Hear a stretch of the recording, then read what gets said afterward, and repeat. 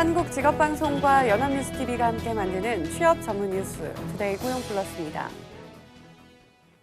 다음 달부터 주 52시간 근무제 적용 사업장이 확대됩니다.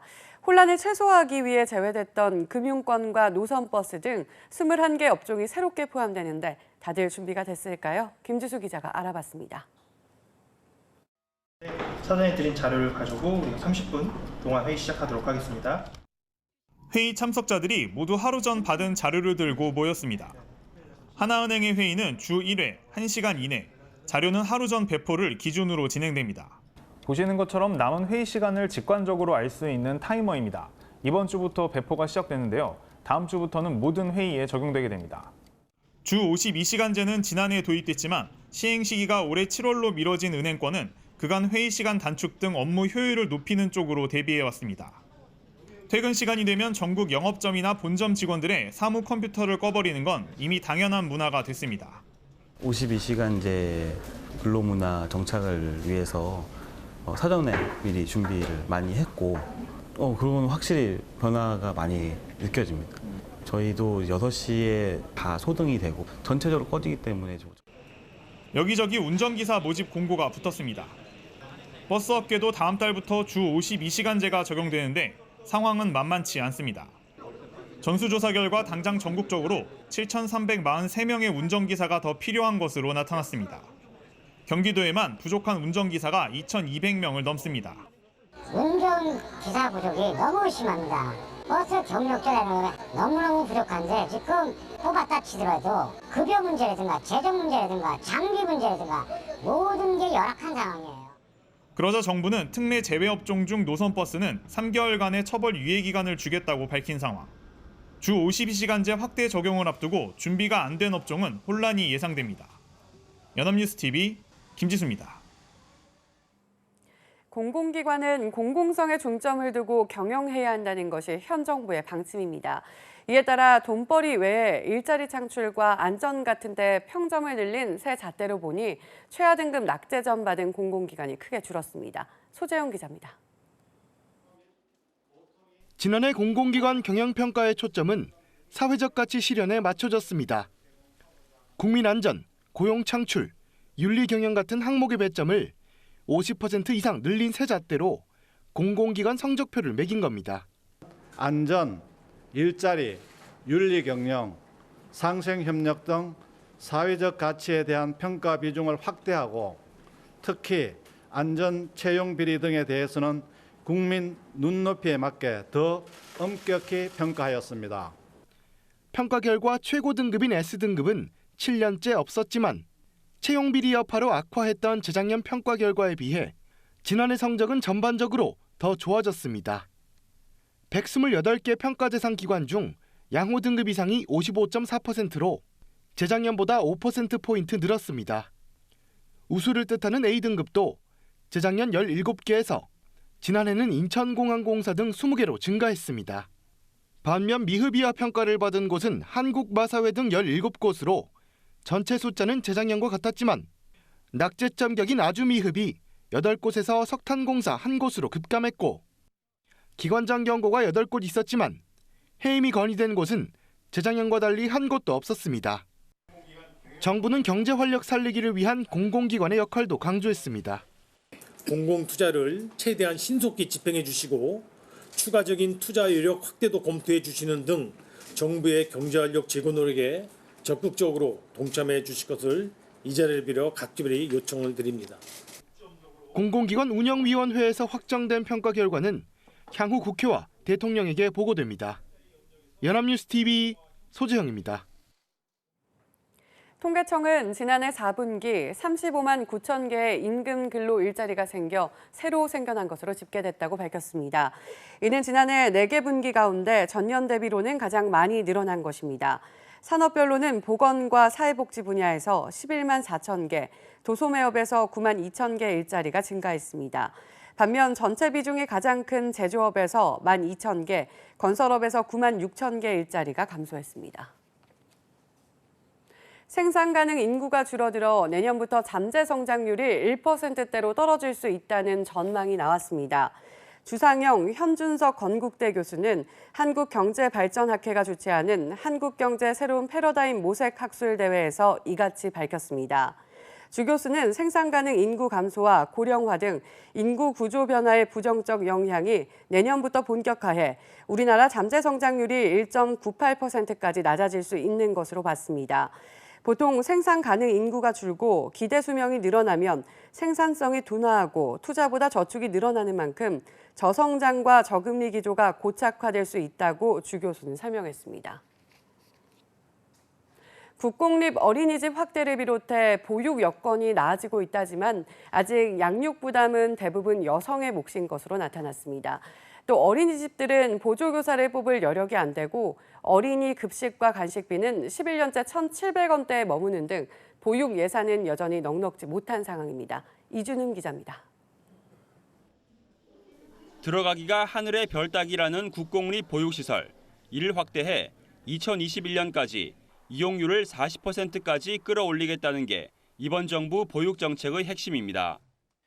국공립 보육시설은 매년 550개소 이상 늘려 공공보육 이용률 목표 40%를 1년 앞당겨 달성하고 학부모들도 사립유치원과 어린이집의 회계 비리, 학대 논란이 잇따르자 국공립 보육시설 확대가 가장 중요한 육아 지원책이라고 입을 모으고 있습니다. 맞벌이 부부가 늘어 만 2살이 되기도 전에 어린이집을 다니기 시작할 정도인데 그만큼 많은 시간을 믿고 맡길 곳이 필요하기 때문입니다. 어린이집 이용과 함께 일터로 나가는 엄마들이 많아졌습니다. 대신 아빠가 자녀와 함께 보내는 시간은 3년 전보다 평균 36분 늘었습니다. 하지만 여전히 육아 부담은 엄마와 아빠가 7.2대 2.8 정도로 엄마의 부담이 컸습니다. 보육 예산 부족 문제도 여전했습니다. 워킹맘들은 9시간 넘게 어린이집을 이용하고 싶어 하지만 보조교사 부족 탓에 1시간 20분 정도 일찍 문을 닫는 실정입니다.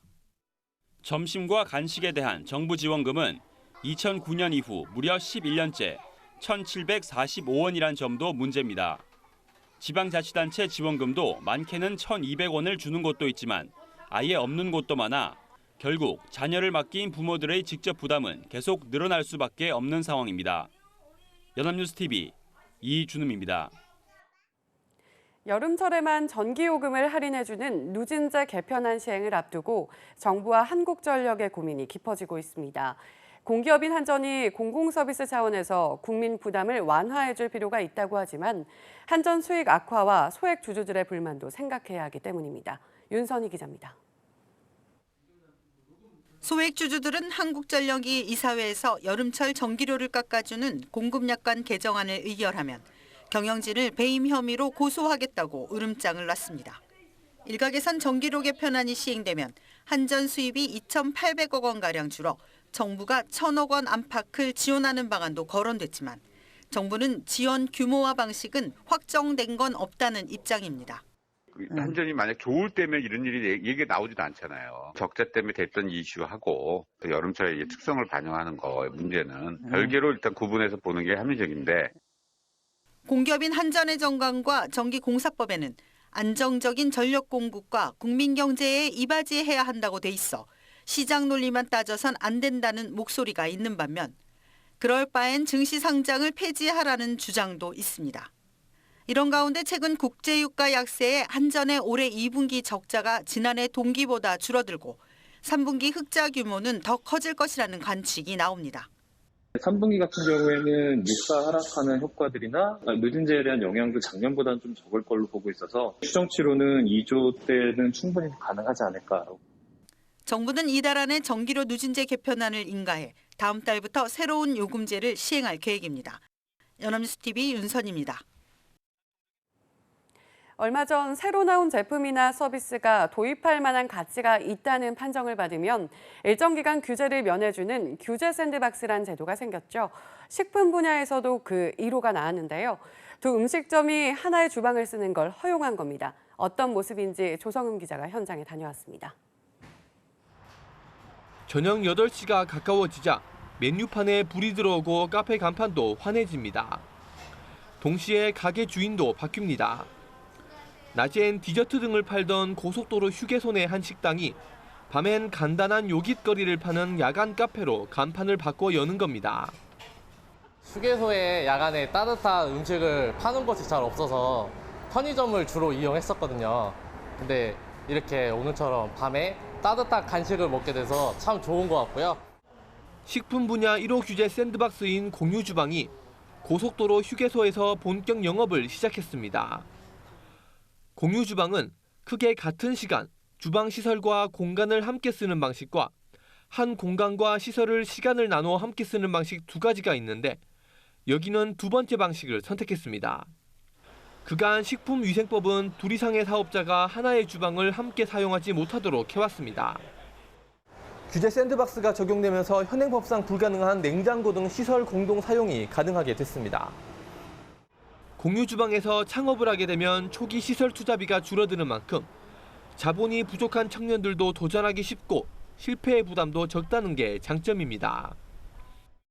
일단 초기 비용 없이 시작을 할 수 있다는 게 제일 장점인 것 같고 식품의약품안전처는 시범 사업을 통해 안전성이 입증되면 공유주방의 활성화를 막는 식품위생법 개정을 추진할 계획입니다. 연합뉴스TV 조성음입니다. 여성 발명인을 위한 여성 발명 박람회가 일산 킨텍스에서 열리고 있습니다. 올해 박람회에는 여성만의 감성으로 탄생한 배려심 깊은 아이디어 제품들이 선보였습니다. 이호진 기자입니다. 인형의 머리를 쓰다듬자 인형이 말을 하기 시작합니다. 할머니, 손길이 너무 따뜻해요. 제 마음도 따뜻해져요. 손을 잡자 애교를 부립니다. 이런, 제가 먼저 손 잡아드리려고 했는데 손 잡아주셔서 감사해요. 어르신 돌봄 인형 로봇 효돌입니다. 독거 어르신들의 건강관리도 해주고 말동무도 되어주는 아이디어 상품입니다. 이 친구는 이제 정말 할머니의 손자손녀처럼 같이 식사하고 약 드시는 것도 챙겨드리고 또 애교랑 어리광도 부리면서 냉장 보관이 필요한 약을 보관하는 휴대용 냉장 약통도 개발됐습니다. 약을 먹어야 하는 아이들이 유치원에 갈 때 유용하게 사용할 수 있습니다. 이 휴대용 냉장 약통을 사용하면 12시간 정도 냉장 보관이 가능해 약품의 변질을 막을 수 있습니다. 올해 여성 발명 박람회의 화두는 배려와 생활입니다. 환경을 배려한 스테인리스 조리식 빨대에서부터 생활을 돕는 화장품 색상 진단판 등 다양한 제품이 소개됐습니다. 박람회에는 30개국에서 참여해 발명품 347점이 전시됐습니다. 세계 여성 발명인들이 모여서 자기가 발명한 것들에 대해서 투자를 유치하고 또 마케팅을 하고 또 발명인들 간의 교류를 통해서 새로운 아이디어를 만드는 그런 자리가 되겠습니다. 여성 발명 박람회는 오는 23일까지 일산 킨텍스에서 열립니다. 연합뉴스TV 이호진입니다.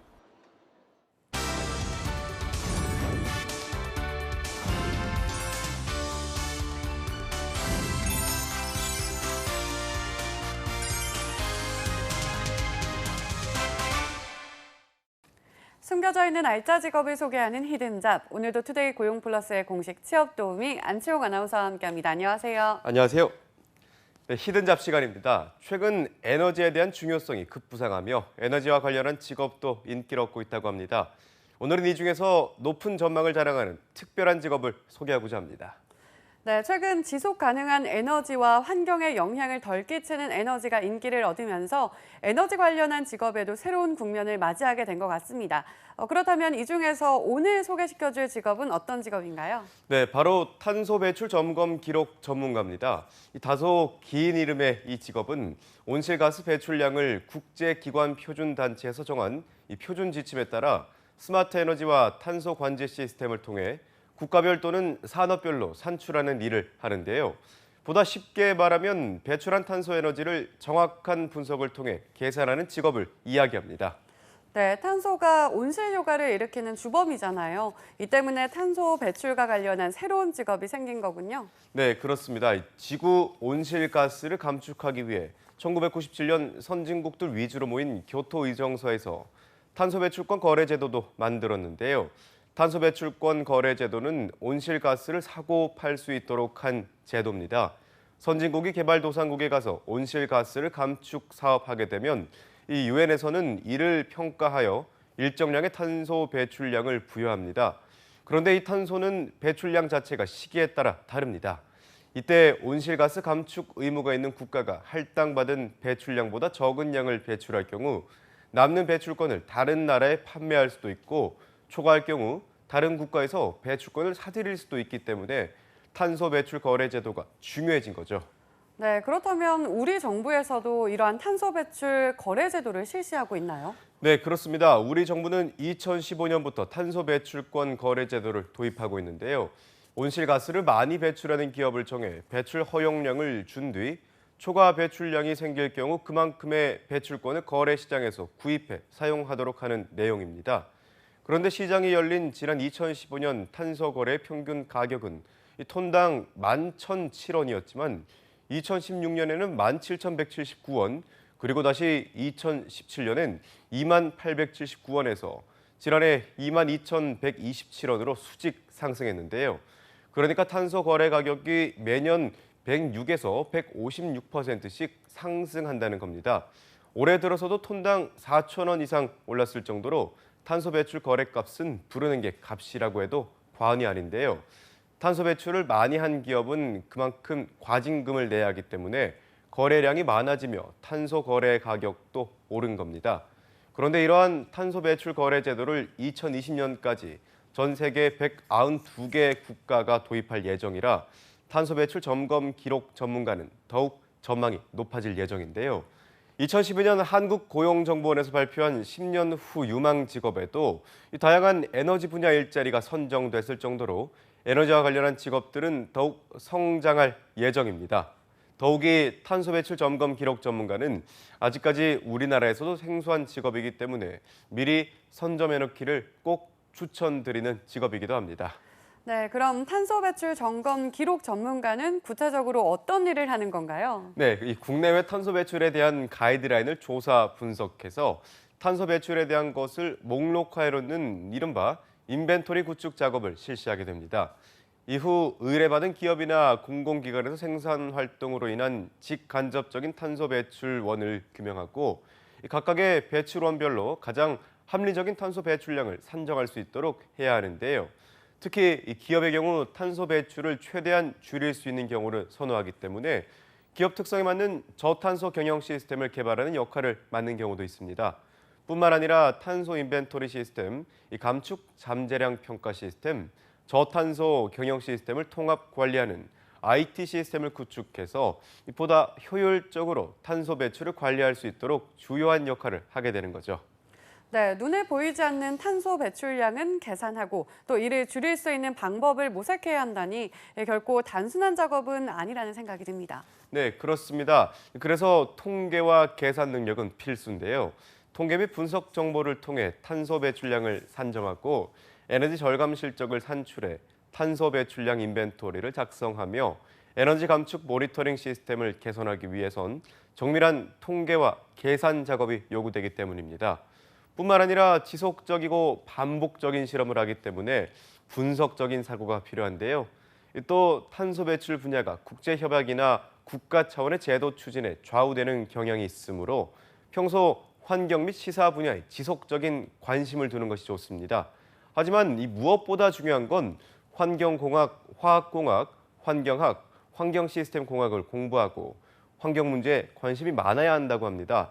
탄소 배출에 관한 원인을 규명하고 이를 창의적으로 해결하기 위해선 환경과 관련한 전반적인 지식이 필요하기 때문이죠.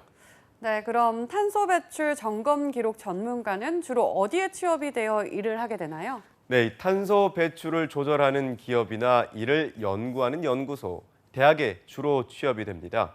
탄소 배출 점검 기록 전문가의 임금 수준은 다른 직군에 비해 높은 편이고 업무 환경이나 전망 역시 매우 좋을 것으로 기대되는데요. 다시 한번 말씀드리지만 더 많은 사람들이 탄소 배출 점검 기록 전문가에 도전하기 전에 먼저 선점하는 것이 중요하다는 걸 꼭 강조하고 싶습니다. 네, 에너지와 환경이 직업이 되고 돈이 되는 시대입니다. 무엇보다 환경을 지키며 보람을 얻을 수 있는 미개척 직업, 탄소 배출 점검 기록 전문가에 관심이 있는 분들이라면 꼭 도전해 보시기 바라겠습니다. 지금까지 히든잡 안치홍 아나운서였습니다. 고맙습니다. 고맙습니다. 지금까지 투데이 고용플러스였습니다. 오늘 저희가 준비한 내용은 여기까지입니다. 함께해 주신 여러분 고맙습니다.